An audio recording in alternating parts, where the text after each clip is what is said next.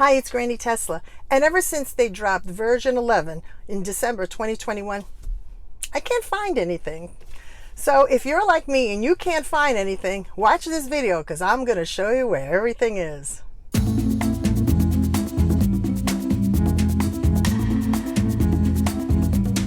Hi, it's Grannie Tesla, and in this channel, I teach baby boomers like myself how not to be intimidated by all this technology, specifically in a Tesla Model 3. Now, having a Tesla is fabulous, and the nice thing about it is every time they make an update to the software, you get it.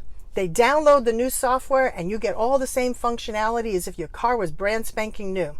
Now, as wonderful as that sounds, it's kind of tough to find everything because they moved everything. So after a couple of weeks of being totally intimidated by where everything is, I decided to put this video together, and I'm going to show you where all those important items are. I'm also going to list chapters. So if you're looking to find where your tire pressure is now, you'll be able to go specifically on that video. So let's get started. Now let's look at the initial screen. As you can see, it's been simplified. A lot of the features that were here have been moved. You don't have your profile or your Wi-Fi or Bluetooth indicator or even the Sentry or Dashcam indicator here. They've been moved. I'll show you where they are. And the compass indicator that was in the upper right-hand corner is now on the left. And this indicator here used to show you the charging stations, but now it's just points of interest. If you want to find out where the charging stations are, you hit navigate and then hit charging stations, and there are the lists of the local charging stations, and you can identify which charging station you want. That hasn't changed. Now, there used to be cards here that would show your wipers and your tire pressures. That's been moved. I'll show you where that is. And the climate control has changed. I love it this way. They've separated them so that this way my husband can adjust his, I can adjust mine. And they used to have the seat warmers right next to the arrow, and I would always turn the seat warmers on whenever I wanted to change the temperature, which was a problem because I live in South Florida. I don't need any kind of seat warmers. Now, if you go to the climate control, when you first click it, this here indicates that these are the controls that affect the front of the car. You have your dog mode and camp mode here. But if you go to the rear here, you'll be able to turn on the rear fan and probably the seat warmers. I don't need them, but that's probably where they are. Now, the biggest change is down here. This is the new customizable application launcher. I love it because you can actually identify which of the icons you want to add down here, so they're easily accessible.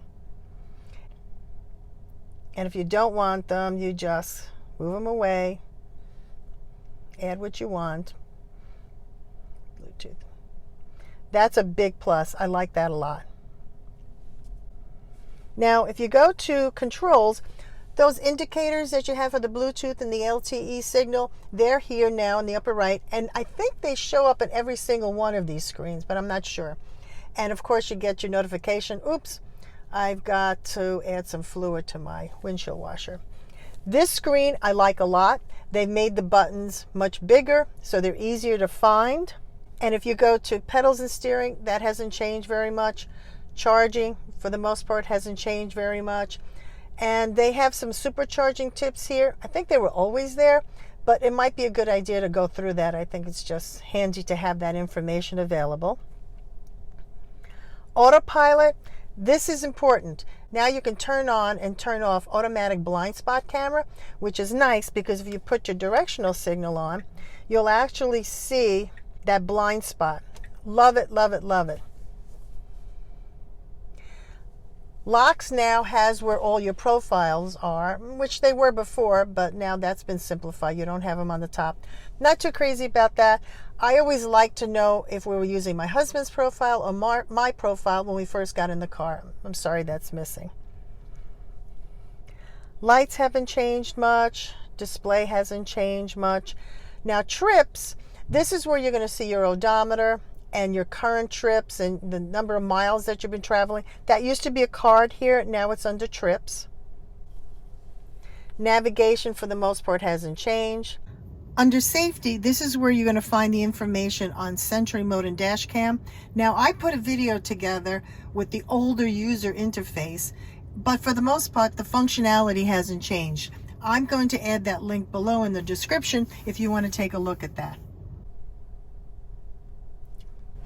Now in service, this is where you're going to find where your tire pressure is, where your car wash mode is, any kind of notifications that you're getting.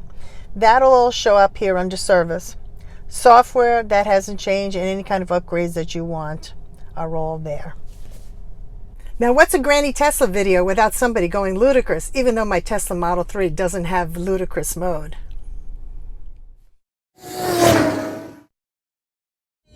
Have you ever been ludicrous before? Have I ever been ludicrous before? No, I have not. Okay, we're going to go ludicrous. Whoa! Oh my God! Flying down this, oh my God! Ah! Ludicrous. Wow. Now what? Wow. Now what's the reason for that? To go fast. To just go fast. Wow, in 1 second like that you fly? Wow, that's awesome. I know. Well, thanks for going ludicrous with me. Anytime. Wow, this car is amazing. These seats are like as comfortable as being on my couch at home. I can't believe it. Well, I can put on Netflix. You can watch TV too. Really? Yeah. Unbelievable. But not while I'm driving, but that's it. I love it.